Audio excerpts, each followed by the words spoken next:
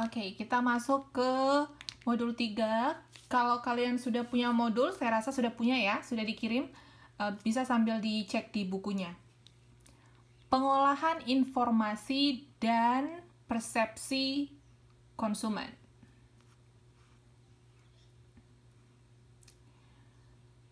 Pengolahan informasi itu proses di mana konsumen, coba kita sekarang bayangkan diri kita sebagai konsumen, terpapar oleh informasi, terlibat dengan informasi itu, memperhatikannya, memahaminya, lalu menyimpan dalam memori kita, sehingga kita bisa mengingat dan memanggilnya untuk penggunaan berikutnya. Berikutnya ketika kita ingin melakukan sesuatu berhubungan dengan sesuatu hal tadi, kita bisa mengingat kembali informasi itu. Itu menurut Moen dan Minor.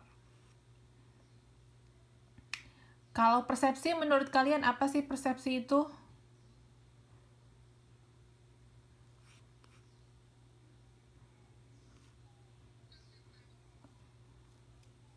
Tanggapan, kata Mbak Dirga. Barusan Mbak Dirga ya? Putri. Udah maaf. Oke. Kata Mbak Putri, persepsi itu berupa tanggapan. Teman-teman yang lain? Kan sering ya dari bahasa sehari-hari aja. Itu sih persepsi dia gitu kan, sering denger ya. Sudut pandang, kata Mas Bagus. Di kelas ini hanya satu ya yang cowok? Mas Bagus seorang?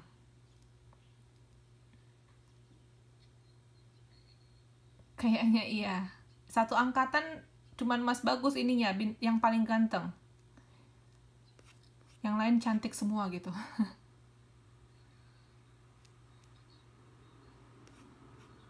Oh, yang bertahan cuman Mas Bagus gitu ya. Oke.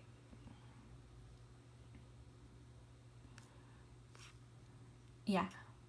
Jadi benar ya yang kalian sebut tadi juga dalam bahasa sehari-hari kita bisa bilang itu berupa tanggapan. Nah, kata Sifman dan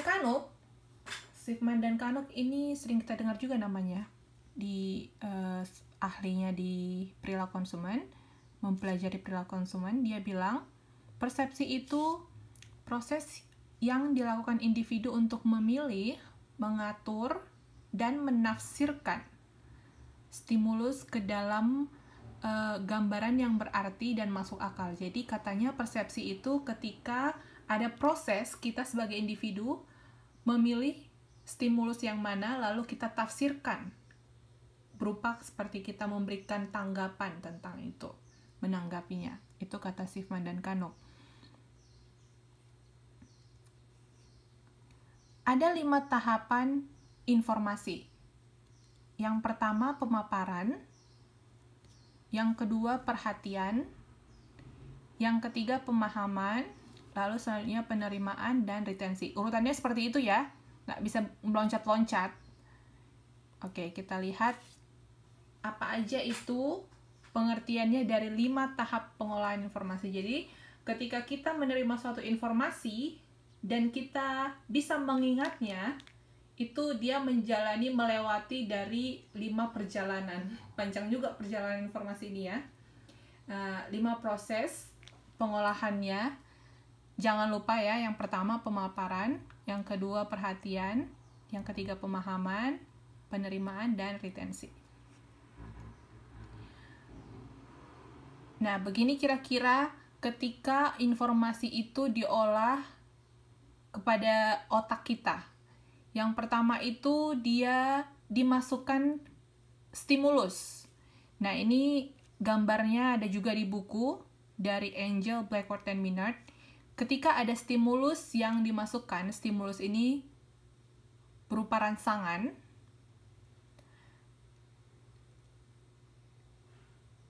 Yang dimasukkan kepada kita yang pertama itu melalui tahap pemaparan. Aktivitas yang dilakukan oleh perusahaan melalui berbagai media agar konsumen bereaksi. Jadi mereka memaparkan berbagai informasi. Pemaparan ini merupakan kondisi saat konsumen menerima berbagai beraneka ragam stimulus.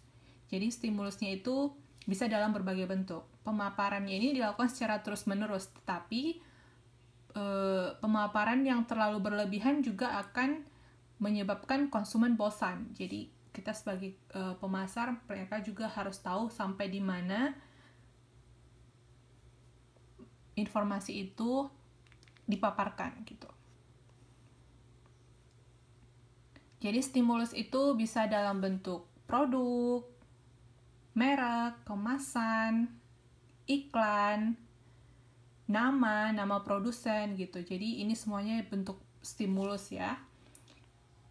Nah, stimulus ini dirancang untuk menarik perhatian konsumen.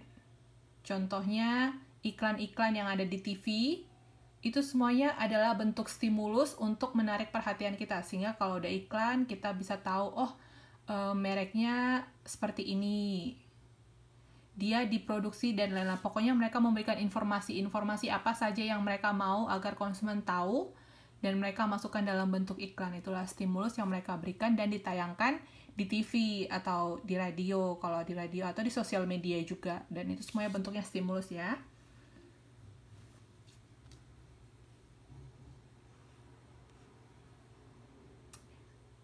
Apa yang didengar oleh telinga, apa yang dilihat oleh mata, apa yang dicium oleh hidung, itulah yang disebut stimulus. Jadi stimulus ini rangsangannya itu bisa dari panca indera kita gitu, bukan hanya harus didengar dari panca indera kita. Berapa panca indera kita? Manusia?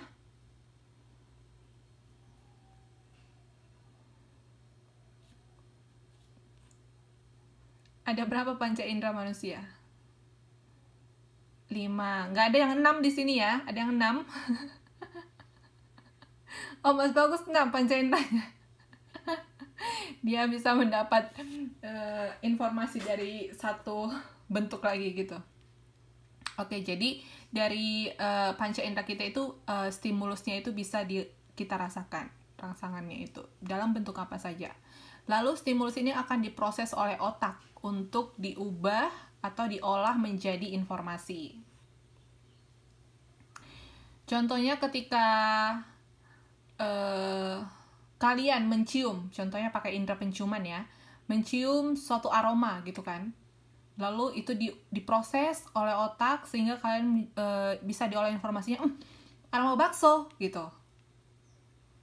Jadi melalui indera penciumannya ada stimulus, langsung diproses oleh otak, dia tahu itu bentuk apa, apakah dia suatu makanan atau suatu bentuk minyak-minyakan dan lain-lain gitu.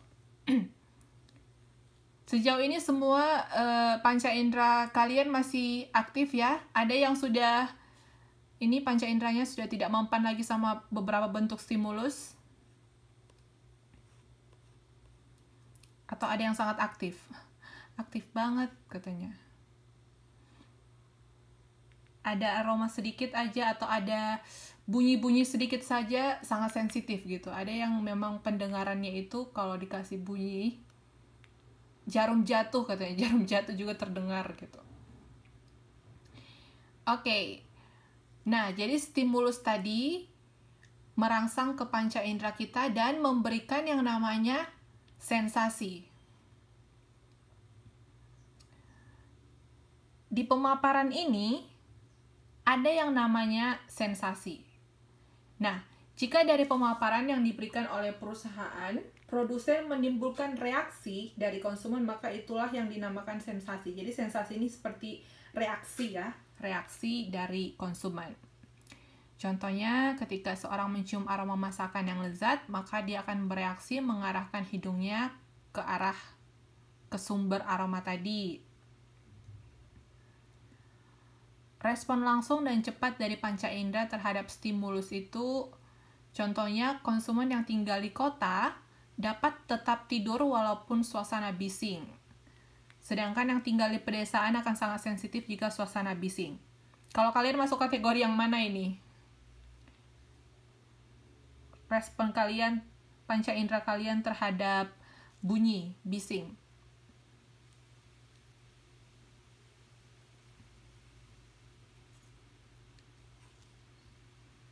Nggak apa-apa. Oke, jadi kalau Mbak Eti reaksinya, responnya terhadap kebisingan itu tidak masalah. Jadi mau ada bising, mau nyanyi-nyanyi juga, kalau di situ atau ada konser atau ada kondangan, tidurnya tetap pules gitu ya. Ya, itu respon ya. Jadi setiap orang, ya Mbak, setiap orang, setiap pribadi atau setiap konsumen, mereka memiliki respon yang berbeda-beda. Tergantung dari kondisi pribadi tersebut juga gitu. Jadi nanti selanjutnya ada beberapa faktor. Nah, sensasi ini dipengaruhi oleh dua hal. Yang pertama, ambang absolut dan ambang berbeda. Ambang absolut itu jumlah minimum intensitas atau energi stimulus yang diperlukan oleh seorang konsumen agar ia merasakan reaksi. Jadi jumlah minimum yang diperlukan agar dia bisa bereaksi. Contohnya, seorang konsumen dapat membaca dan melihat merek produk di billboard, apa ini namanya? Spanduk untuk ukuran tulisan 30 cm dengan jarak 200 meter. Sedangkan konsumen lainnya hanya dengan jarak 100 meter. Jadi ada spanduk-spanduk di jalanan, kalau pernah kalian lihat, ada dia yang kecil, ada dia yang sangat besar gitu. Jadi contohnya kita buat contoh yang kecil ini. Siapa yang matanya minus di sini? Oke, Mbak Eti. Mbak Eti, kalau melihat atau membaca suatu bacaan, bisanya dari kejauhan berapa? Jarak berapa?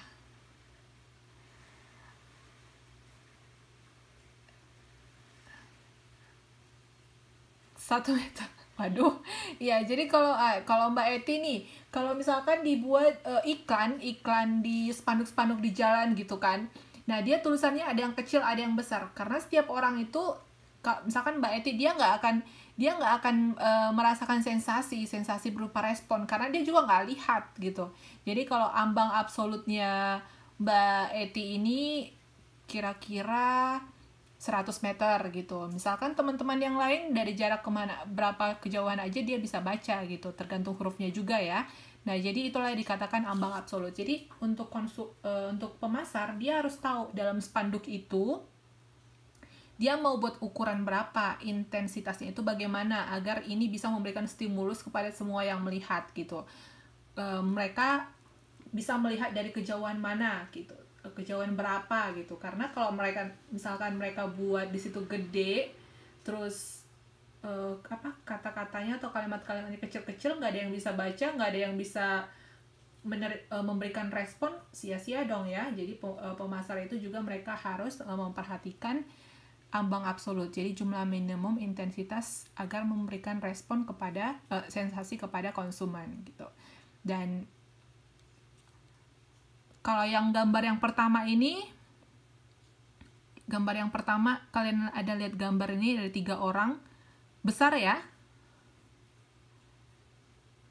Satu gedung itu penuh gambar 1 orang. Satu lagi bangunan lainnya gambar 1 orang. Dan mereka mau agar ini bisa memberikan respon kepada lebih banyak orang lagi. Dibanding dengan gambar yang kedua nih. Ini kan dia gambar komodonya gede. Terus kalimatnya ini, isinya ini, kontennya kecil ya. Kan nggak semua orang bisa melihat dibanding gambar yang di atas gitu. Kira-kira siapa yang bisa membaca gambar yang kedua ini? Komodo. Siapa yang bisa baca? Nggak ada. Teman-teman yang lain ada yang bisa baca nggak?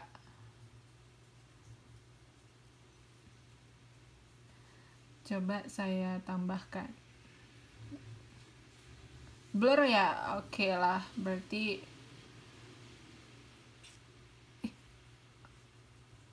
ya, tapi yang pasti kira-kira seperti itu. Untuk pembuatan iklan juga perlu dipertimbangkan berapa ambang absolutnya, intensitasnya. Karena kalau mereka letakin di situ, terus kalimatnya nggak terbaca itu, atau nggak bakal bisa memberikan respon, atau sama saja iklannya sia-sia gitu. Jadi mereka harus perhatikan ambang absolutnya untuk memberikan sensasi. Nah, yang selanjutnya ada yang dinamakan dengan ambang berbeda. Ambang berbeda ini batas perbedaan terkecil antara dua stimulus. Coba kalian lihat, ini kemasan. Apa yang berbeda dari kemasan ini?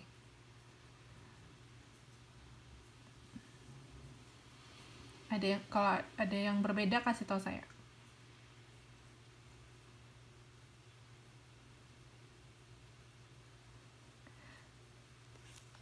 Oke, kata Mbak Putri, gambar yang di depannya yang merah berbeda.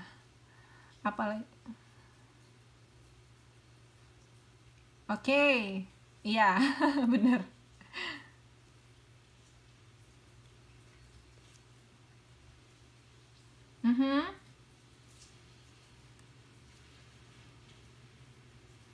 Oke, posisi permennya. Apalagi?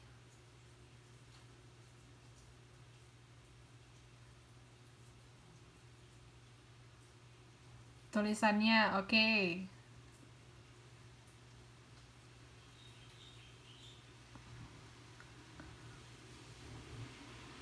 Warna yang sour dan sweet ini juga berbeda nggak?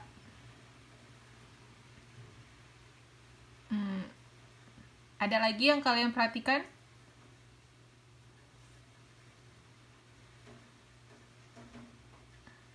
Anak yang pakai topi, kata Mbak Eti. Ya. Jadi, secara sekilas, kalau tidak diperhatikan, secara sekilas mereka kelihatan sama kan? Ya, jadi kalau ini namanya the just noticeable difference. Jadi ketika sekilas dia apa yang berbeda gitu. Nah, ketika diperhatikan ternyata mereka berbeda gitu. Nah, di sini konsumen ada yang memperhatikan, ada yang tidak memperhatikan gitu kan. Jadi batas minimumnya sampai di mana gitu. Apakah ketika mereka lihat bilang, nggak ada yang berbeda, sama aja. Jadi ketika dijual, kemasan yang di atas berubah menjadi kemasan yang di bawah, mereka tidak masalah. Mereka tidak tahu, tidak memperhatikan bahwa itu berbeda. Yang mereka lihat warnanya hijau, terus mereknya Sour Patch gitu. Mereka langsung beli aja. Kalian pernah perhatikan nggak kalau kemasan-kemasan produk kalian itu sudah berubah? Adakah kalian yang sering memperhatikan itu? Produk sehari-hari yang kalian gunakan. Contohnya apa? Saya rasa kalian nggak perhatikan deh. Paling kalian perhatikan mereknya, fungsinya. Mungkin dia ada berubah yang sedikit-sedikit seperti ini, tapi sering kalian tidak perhatikan. Apa yang sudah pernah kalian perhatikan bahwa kemasannya sudah berubah? Dari barang-barang yang kalian gunakan sehari-hari lah.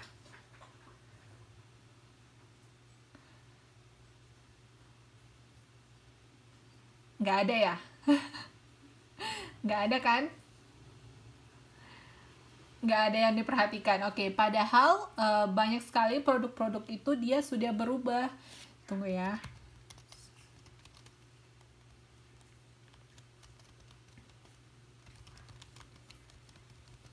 Pepsodent gimana, Mbak?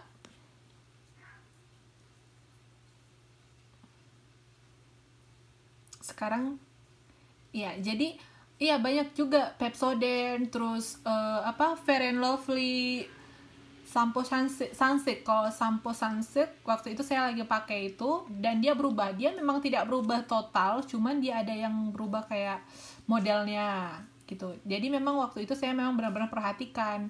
Tapi overall sekali dilihat saja tidak ada yang berbeda gitu.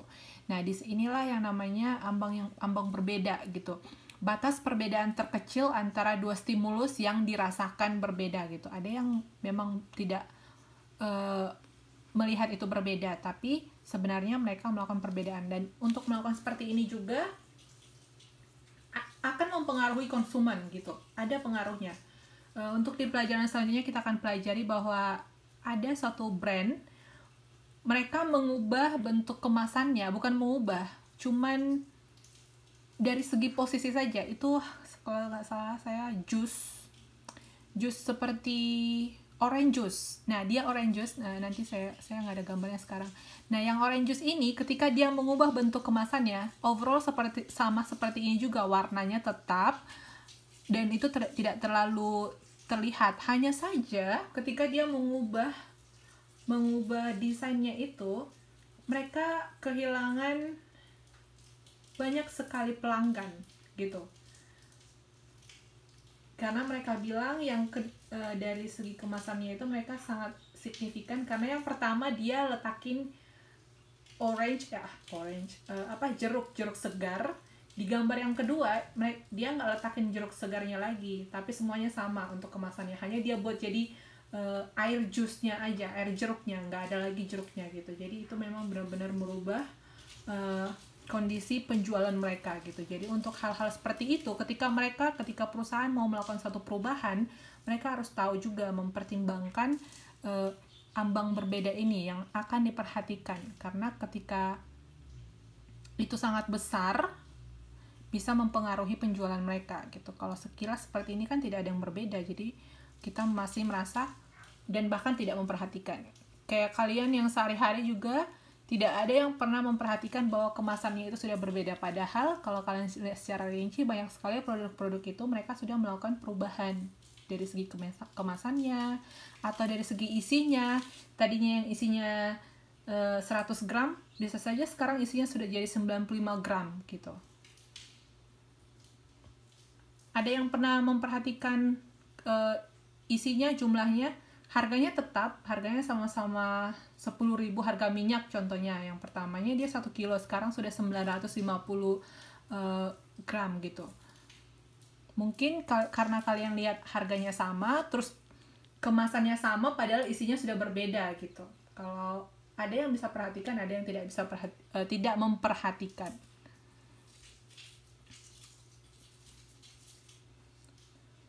Jadi ambang berbeda ini the just noticeable difference ya, 2 stimulus yang batas perbedaan terkecilnya. Oke. Ini ada, ini kenapa udah ada di sini? Sebentar ya. Sebentar.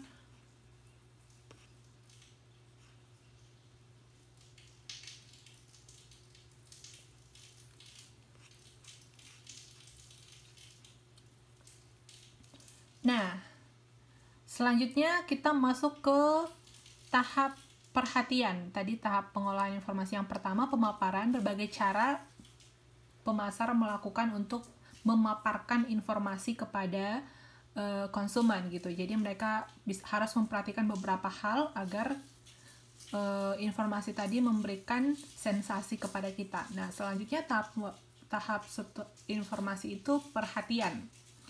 Apakah konsumen memperhatikan stimulus yang dipaparkan? Konsumen memiliki keterbatasan, jadi tidak semua informasi atau stimulus yang dipaparkan oleh perusahaan itu bisa kita terima, bisa kita perhatikan.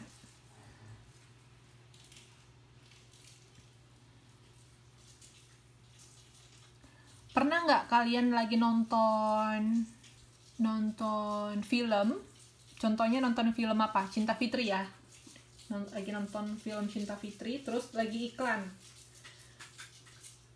Kalian memang melihat iklannya, tapi kalian nggak tahu itu tadi iklan apa aja. Pernah nggak? Atau kalian semua iklan yang ada di situ kalian perhatikan semua ketika iklan saat nonton?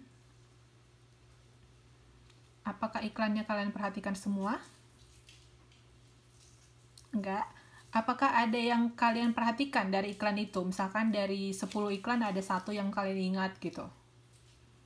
Atau semuanya buyar, nggak ada yang diingat, cuma nonton doang, nanti baru diperhatikan lagi gitu.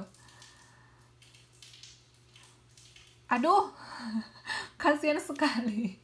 Kasihan sekali pemasarnya, udah capek-capek bayar iklan gitu kan, pas iklan diganti.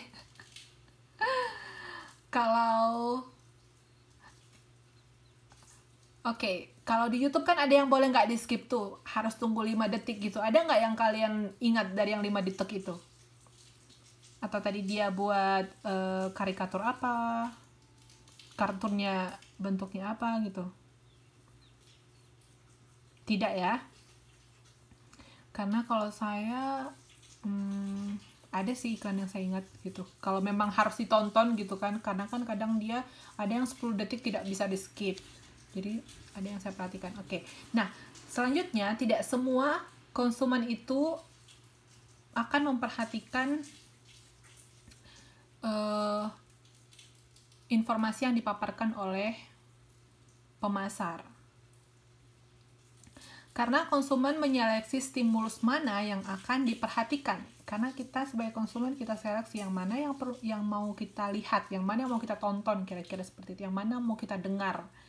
Nah, untuk perhatian ini sendiri, dia itu dipengaruhi oleh dua faktor. Yang pertama, faktor pribadi, karakteristik konsumen. Yang kedua, faktor stimulus.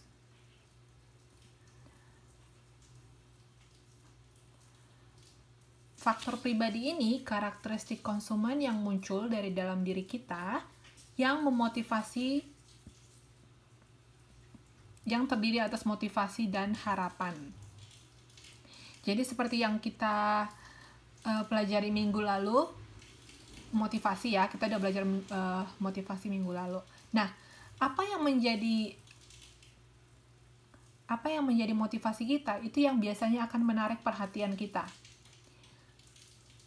Contohnya nih,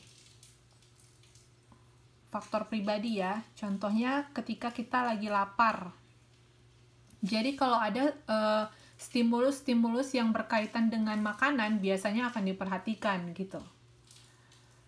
Atau contohnya kita secara pribadi termotivasi untuk ingin menjadi langsing gitu.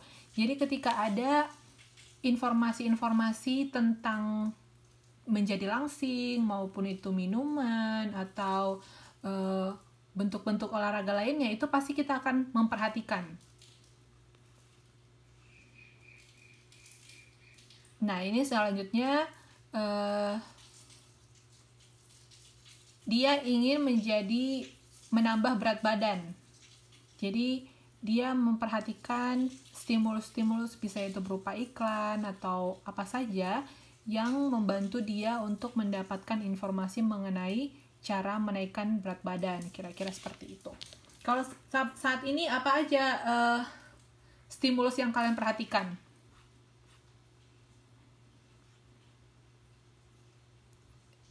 Iklan untuk mengencangkan kulit. Oke, jadi kata Mbak Eti, saat ini dia kalau ada stimulus yang berhubungan dengan cara membuat glowing, dia akan perhatikan. Sejauh ini apa aja yang udah Mbak perhatikan, Mbak Eti? YouTube paling? Atau di YouTube? Oke, jadi kata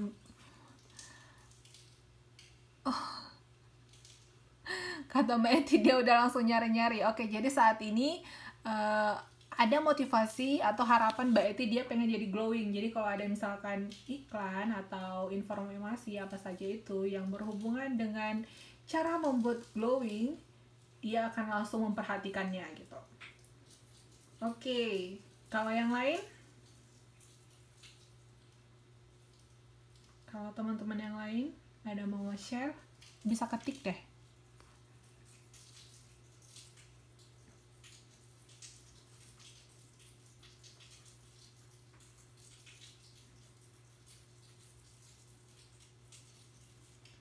Oke, jadi setiap orang itu memiliki kebutuhan yang berbeda-beda, memiliki motivasi yang berbeda-beda, sehingga hal-hal yang mau diperhatikannya juga berbeda-beda. Misalkan tadi kita udah bahas untuk faktor pribadi, kalau misalkan dia merasa itu kira-kira tidak yang saya butuhkan, yang tidak yang saya perlukan, jadi tidak terlalu memperhatikan stimulus-stimulus itu, baik itu berupa misalkan ada berita apapun itu kita nggak terlalu bahas, cuman ketika ada berita tentang misalkan untuk Mbak Eti ada berita di TV atau di mana lah itu, di Instagram kah, mereka memberitahukan bahwa saat ini mereka lagi kasih diskon untuk 100 orang pertama diskon 70% gitu. Mungkin untuk hal-hal seperti itu Mbak Eti langsung memperhatikannya gitu. Diskon 70% buat glowing gitu. Jadi yang tadinya 10.000 menjadi hanya 3.000 NT saja gitu.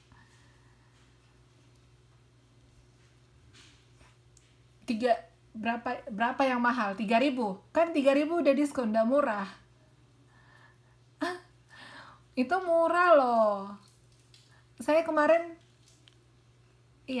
itu kan lagi hits. Memang segitu. Kalau yang kemarin saya pernah ada baca yang di mana itu, yang di Taipei. Siapa sih yang orang Indonesia juga? Biasanya orang-orang Indo suka ke situ, sama yang di Kaohsiung. Kayaknya dia muncul terus di ini saya di berandanya Facebook. Jadi kemarin saya sih memang sama kayak Mbak Eti lagi mencari-cari informasi, namanya cewek ya, biasanya dominan ke sana. Nah, jadi saya perhatikan iklan-iklan itu, dan ada yang di Kaohsiung sejauh ini mereka baru buka lagi, harganya segitu kok. Makanya tadi saya bilangnya 3.000. Buat glowing apa itu yang disuntik itu loh, yang langsung ke kliniknya, ke klinik. Jadi yang pakai laser gitu. Ada serumnya. Iya. Terus kayaknya sih bagus, soalnya review-reviewnya mereka bilang bagus, cuman saya nggak tahu, nggak pernah coba karena di Taipei, adanya di Taipei. Ya.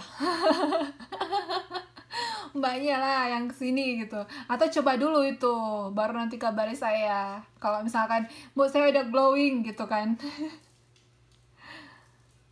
Oke, jadi kalau misalkan nih cowok-cowok dia nggak bakal peduli mau dikasih informasi seperti itu juga, udah dia paling skip aja, kecuali memang ada faktor-faktor yang mungkin dia mau kasih untuk pasangannya atau dia mau kasih untuk saudaranya, kira-kira mungkin dia bakal coba memperhatikan. Biasanya kalau cowok kan karakteristik mereka ini suka ke yang atlet mungkin atau motor dan seperti itu, jadi beda-beda ya, lebih ke faktor pribadi yang diperhatikan. Kalau kita mungkin disuruh perhatikan motor-motor atau model-model motor gede atau mobil-mobilan, mungkin kalau untuk yang cewek-cewek tidak bakal terlalu memperhatikan stimulus-stimulus yang berkaitan dengan itu. Jadi berbeda.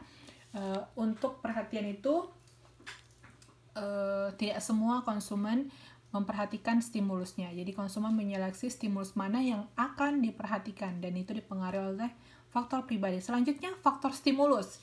Jadi faktor stimulus ini berupa kayak ukuran, warna,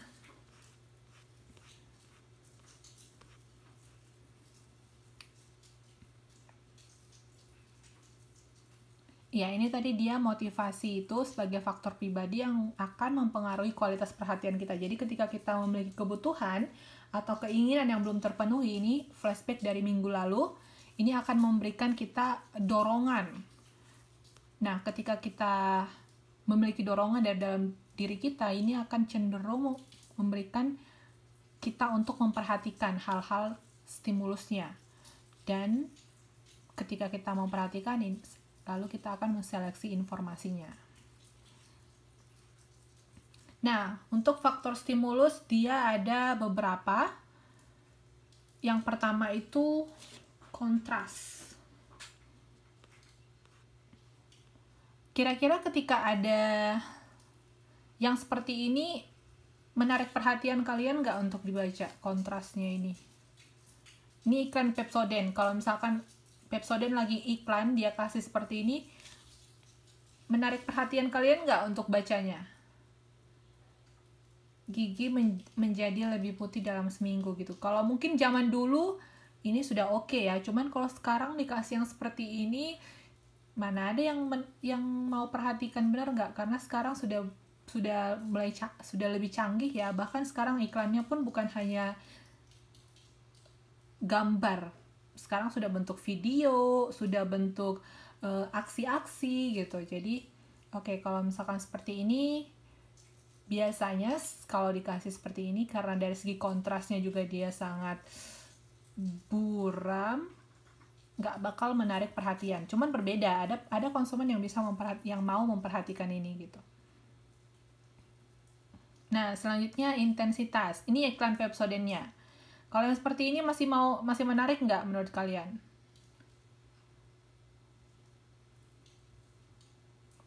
Menarik ya, gambarnya juga jelas, cerah.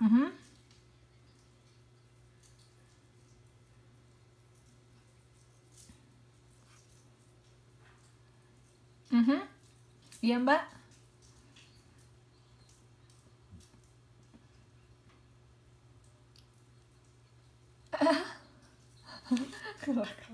Langka, oke, ya. Kalau banyak yang lihat dari segi seperti itu ya nggak masalah, cuman secara general banyak nggak orang yang suka model-model apa namanya kalau mau bilang langka, klasik kali ya, model-model klasik gitu.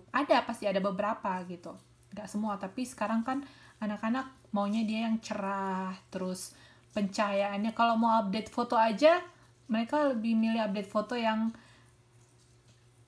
filter biar lebih cerah, lebih kualitas lebih mulus dan nggak buram-buram gitu. Nah, yang seperti ini. Terus tadi ukuran juga menjadi faktor stimulus. Kita ada bahas tadi, ketika dia ukurannya kecil dia akan sulit memberikan stimulus. Bukan sulit, tergantung banyak apakah orang ambang absolutnya itu sampai segitu gitu. Kalau tidak, mereka tidak akan memberikan respon terhadap itu. Lalu pemilihan warna, ada iklan yang warna hitam putih, kalian minat nggak bacanya? Mau nggak kalian perhatikan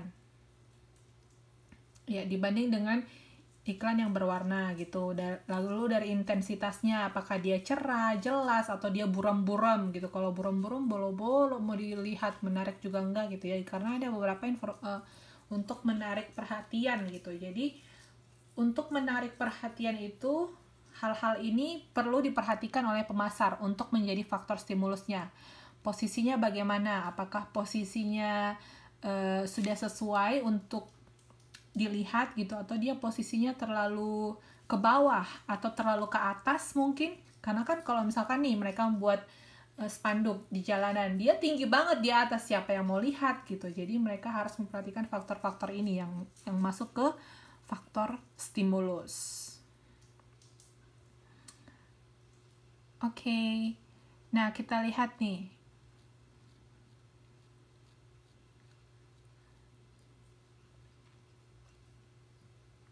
Ini ada gambar anak kecil yang sedang nonton TV.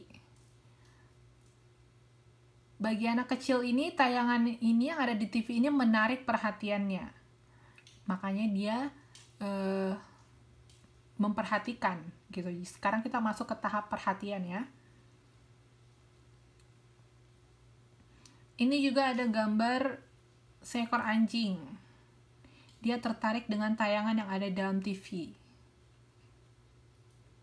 Oke, jadi pemasar dia harus membuat stimulus yang mau dia berikan itu semenarik mungkin agar konsumen atau siapa saja tertarik untuk memperhatikannya. Karena ketika mereka memberikan suatu stimulus tapi tidak ada yang perhatikan, ya sama saja gitu ya. Oke, nah ketika sudah diperhatikan, kita masuk ke yang ketiga apa? Pemahaman. Bagaimana konsumen memahami atau memberikan arti kepada stimulus tadi? Oke, jadi setelah selesai dipaparkan, lalu diperhatikan, dan dipahami. Nah, jadi dalam tahap pemahaman ini,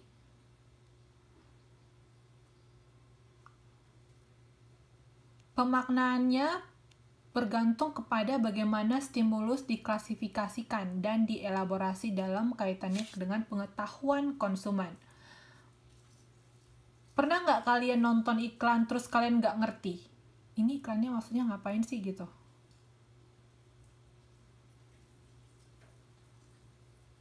Atau ketika kalian lihat iklan semuanya ngerti, paham?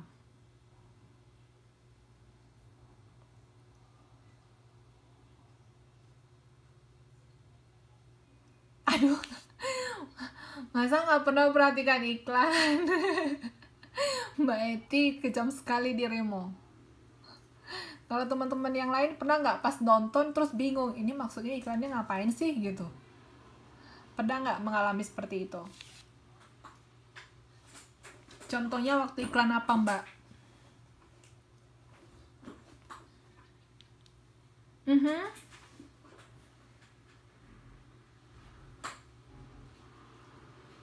Oke, ini Mbak Nina kan? Oke, Mbak Nina bilang dia pernah tidak memahami waktu ada iklan gitu. Terus yang iklan ini apa? Susu beruang yang naga terbang gitu. Jadi orang kan bingung sebenarnya dia mau ngiklain apa sih susu beruang, terus yang terbang naganya apa susu naga aja gitu. Jadi ada konsumen yang tidak paham dengan informasi yang dipaparkan gitu. Jadi bisa saja dia memberikan pemaknaan yang berbeda. Jadi untuk dalam tahap pemahaman ini, pemaknaannya ini tergantung kepada bagaimana stimulus diklasifikasikan dalam kaitannya dengan pengetahuan konsumen. Bisa saja contohnya apa ya? Contohnya nonton.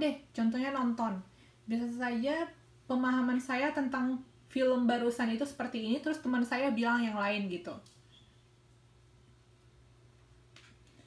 Iklan, atau kalau ketika nonton pernah nggak kalian sama teman gitu, terus pemahamannya berbeda? Karena kan kadang untuk film juga mereka tidak terlalu menjelaskan semuanya ya, karena kan kadang ada juga yang memang butuh persepsi dari konsumen, pemahaman mandirinya gitu. Jadi bisa saja berbeda untuk pemahaman masing-masing. Ada juga yang tidak bisa memahami gitu, dia tidak bisa memahami dari informasi itu.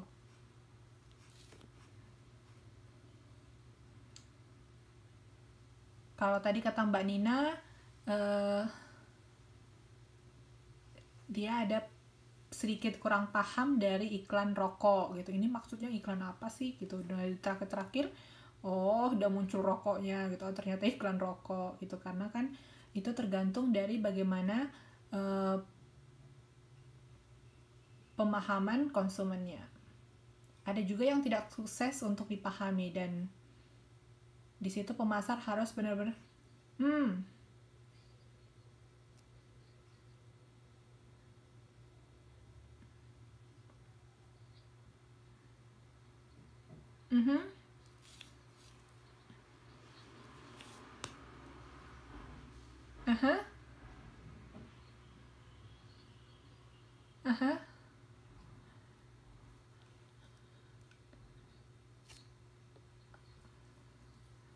tapi nggak ngerti ya, nggak paham ya. Iya, karena ada banyak juga seperti itu. Jadi kadang-kadang kita mikir, ini gimana sih mereka mau buat iklan kok susah banget dipahami. Jadi biasanya pemasar itu, untuk kalau mereka mau memberikan stimulus, mau dalam bentuk apa saja, itu jangan yang sulit-sulit untuk dipahami gitu. Karena kan kadang-kadang kita juga namanya iklan, contohnya iklan ya, namanya iklan kan kita nggak terlalu mau mikir-mikir banget ya, untuk capek memikirkan sebenarnya ini intinya apa gitu. Jadi jangan buat yang susah-susah dipahami. Jadi mereka juga berusaha untuk agar konsumen atau siapa saja yang menerima stimulus ini mudah untuk dipahami. Karena kalau tidak dipahami, kita tidak akan bisa menerima informasinya itu dengan baik gitu, stimulus yang diberikan tadi. Nah, selanjutnya setelah dipahami, masuk ke tahap penerimaan. Penerimaan ini bagaimana konsumen menyimpulkan suatu objek yang dia amati. Persepsi konsumen merupakan output dari penerimaan akan stimulus. Nah, penerimaan ini akan membentuk persepsi konsumen akan suatu produk. Nah, di sini tahapnya bisa membentuk persepsi akan percaya kepada produk itu, atau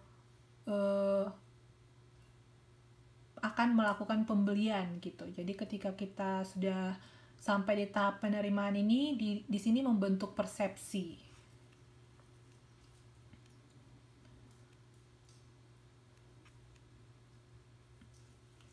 Nah, jadi ketika contohnya nih ada iklan apa Mbak? Nama merek brand kecantikan yang Mbak Eti suka?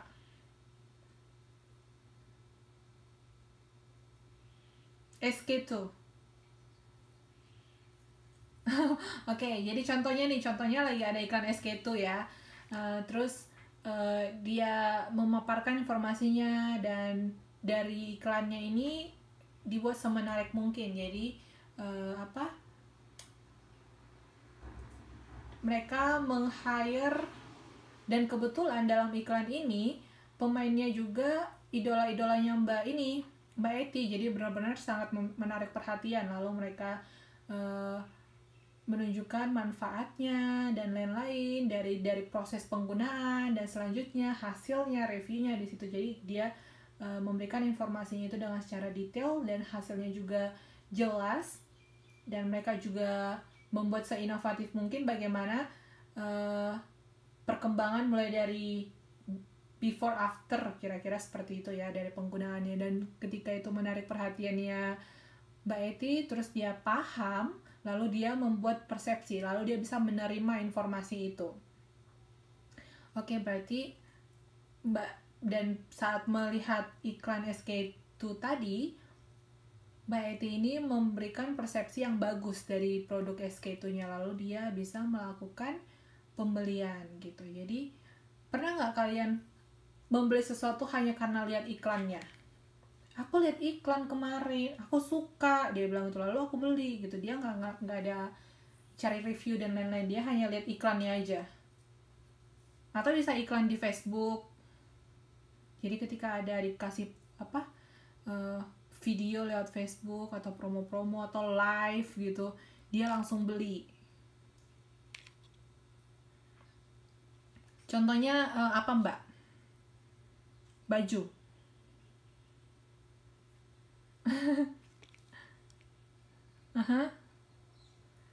Oke. Untuk yang seperti ini juga ya, jadi kan itu cara mereka memberikan stimulusnya, mereka lewat live gitu. Mungkin mereka bajunya sudah dicoba, ini ya udah dicoba gitu, mereka kombinasikannya dengan atasan dan bawahan yang cocok gitu kan. Terus jadinya kita juga pas melihatnya masuklah stimulusnya itu, lalu kita perhatikan, kita lihat cantik gitu, akhirnya beli gitu. Jadi lewat stimulus-stimulus seperti itu, kita nggak ada melakukan hal-hal lain, hanya saat menerima informasi itu tadi lewat indera pendengaran dan penglihatan, lewat dilihat dan didengar ya, live-nya tadi itu, lalu kita memberikan persepsi, bagus ini bahannya. Terus mereka juga bilang, ini bahannya kuat, kalau enggak bisa garansi balikan lagi gitu-gitulah. Bagaimana cara mereka memberikan stimulus itu semenarik mungkin. Terus ini juga sellernya terpercaya gitu, ya udah akhirnya kita bisa memberikan persepsi yang bagus, makanya kita mau beli, kita menerima informasi tadi. Nah, jadi mulai untuk dalam tahap itu, informasi itu nggak langsung masuk ke dalam otak kita, jadi dia ada prosesnya ya. Sejauh ini kan kita cuman tahu mendengar yang kita bayangkan ya, jadi ketika kita dengar iklan atau kita lihat iklan, ternyata itu prosesnya menjalani proses pemaparan, perhatian, pemahaman, dan penerimaan. Nah, yang terakhir,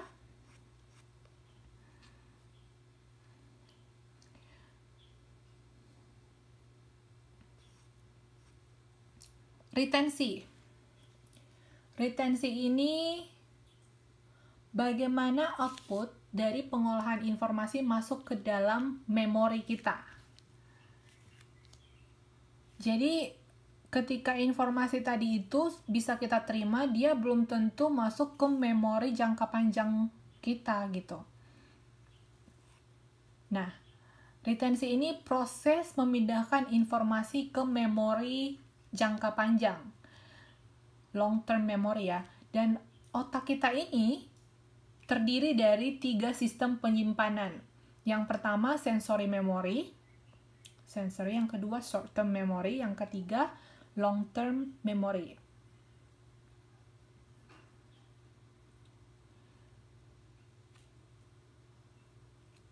Dalam tahap retensi ini, konsumen dapat melakukan dua hal untuk mengingat informasi. Yang pertama, boleh rehearsal. Rehearsal kalian pernah dengar nggak? Pernah pakai nggak kata rehearsal dalam kehidupan sehari-hari? Apalagi sebelum meeting gitu, sebelum melakukan event ada rehearsalnya gitu. Ya, sebelum tampil ya, sebelum show ada rehearsal dulu yuk gitu. Jadi ini kayak proses berulang-ulang agar diingat gitu, stimulusnya diberikan berulang-ulang agar cepat diingat, ada yang namanya rehearsal. Yang kedua, encoding. Ini agar retensi ini memindahkan ke long term memory. Pemilihan kata atau gambar yang memudahkan konsumen untuk mengingat stimulus. Oke, untuk dalam kehidupan sehari-hari ketika kalian mau menghafal untuk ujian, kalian bisa mengingat satu kata kuncinya. Jadi satu kata kunci itu bisa menjelaskan suatu istilah gitu. Atau kalian bisa mengingat gambarnya untuk memudahkan kalian untuk mengingat kembali istilah tersebut gitu. Jadi jangan semua misalkan satu buku ini yang nggak semua teks juga diingat gitu kan. Bukan semua teks yang harus dihafal. Kalian tinggal ambil kata kuncinya gitu. Jadi untuk retensi ini dia ada cara encoding, pemilihan kata atau gambar untuk memudahkan kita mengingat kembali stimulus tersebut. Oke, ini dia tadi pembagiannya, sensory memory. Kalau sensory memory itu dia yang paling yang paling singkat. Tempat menyimpan informasi sementara kurang dari 1 detik. Sensory memory kurang dari 1 detik. Lalu ada yang dinamakan dengan short term memory. Penyimpanan informasi untuk waktu yang terbatas dan kapasitas terbatas, kurang dari 30 detik. Long term memory, tempat menyimpan informasi dalam jangka waktu yang lama dan memiliki kapasitas yang tidak terbatas. Long term memory ini menyimpan semua pengetahuan konsumen secara permanen. Kalian lebih dominan ke yang mana nih? Kalau dalam kehidupan sehari-hari, informasinya kalian simpan kemana? Ingat ya, kalau yang long term memory itu tidak terbatas gitu. Jadi semuanya bisa diingat, nggak ada limit otak, nggak ada kayak gitu. Kayak storage di handphone mungkin kan udah mau habis gitu kapasitasnya gitu. Kalau otak kita tidak. Kalian lebih sering menggunakan memori yang mana dari yang 3 ini?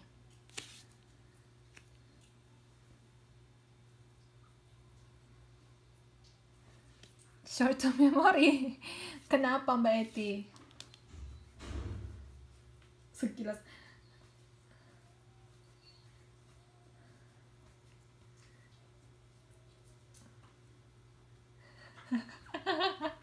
Iya ya, jadi pernah juga misalkan tadi aku mau bilang apa gitu. Loh barusan dia tadi udah cuman dijeda sedikit. Tadi aku mau ngomong apa ya gitu. Jadi karena dia masih masuk ke short term memory. Terus langsung hitungan beberapa waktu dia udah lupa gitu. Jadi coba-cobalah kita untuk menggunakan kapasitas long term memory.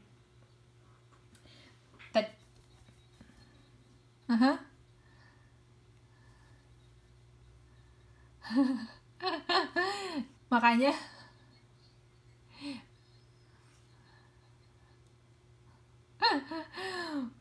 boleh, tapi dengan cara rehearsal sama encoding Mbak. Jadi rehearsal ini kayak diulangin lagi, sama kayak baca. Jadi kan kalau baca, kalau dihafal 1 kali hafal langsung ingat nggak? Oh diulang, berarti dia masuk ke rehearsal ya. Jadi kita waktu contohnya nih kalian mau ujian, kalian mau informasi itu masuk ke long term memory, kalian melakukan rehearsal, berulang-ulang. Oke, jadi kalau misalkan mantan kalian masuk ke memori mana? Siapa yang bilang? Aduh, bentar-bentar. Siapa yang bilang long term barusan?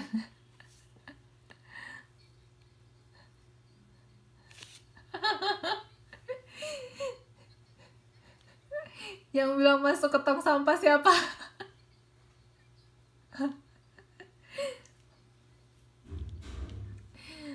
Terus ada yang bilang gini, udah bertahun-tahun masih belum bisa lupa, masih belum move on gitu, bertahun-tahun. Aduh, gimana itu ya, Mbak Eti ya?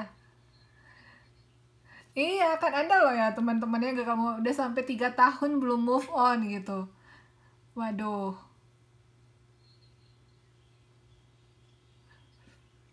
Aha.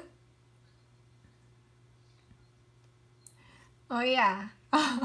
Kata Mbak Eti, katanya.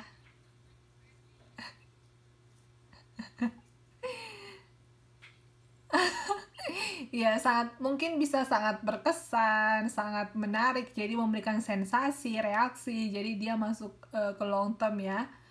Oke. Jadi Mbak Eti jangan hanya mantan dong yang masuk ke long term memory ya. Tenang. Oke, ya. Jadi untuk kita juga dimaksimalkan aja untuk penggunaan long term, yaitu long term memory kita dengan cara uh, rehearsal atau encoding gitu. Pernah nggak kalian mau bilang sesuatu tapi kalian hanya mengingat gambarnya atau logonya, contohnya produk aja gitu. Yang itu loh, yang logonya warna hijau gitu, hijau sama putih. Pernah nggak kalian kepikiran seperti itu? Kalian lupa namanya, lupa, cuman kalian ingat gambarnya. Kadang, contohnya seperti apa coba?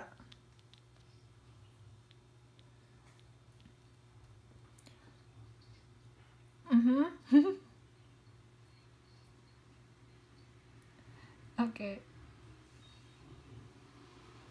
Ah,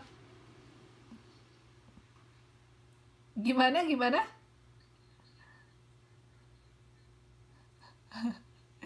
Gimana tadi Mbak? Nggak dengar. Mbak Nuraini.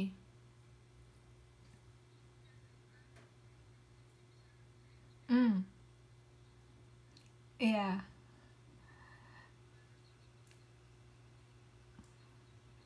Iya, benar-benar. Iya, jadi itu dia masuk ke encoding. Jadi dia kayak pemilihan katanya yang membantu untuk mengingat tadi, terus memberikan stimulus lagi. Oh, ternyata itu produk A gitu. Jadi dia cuma bilang gambarnya, yang gambarnya itu loh. Hmm. Mhm. Mhm. Mhm. Mhm.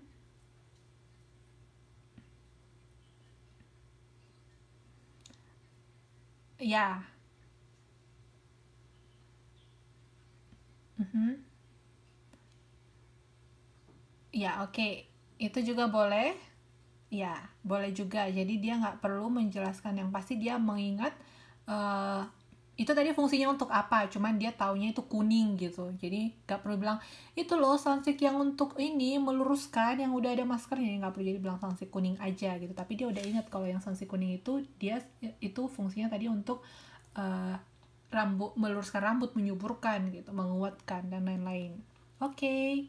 Ya, jadi gampang sekali ya untuk tahapan informasi ini. Sebentar saya absen dulu.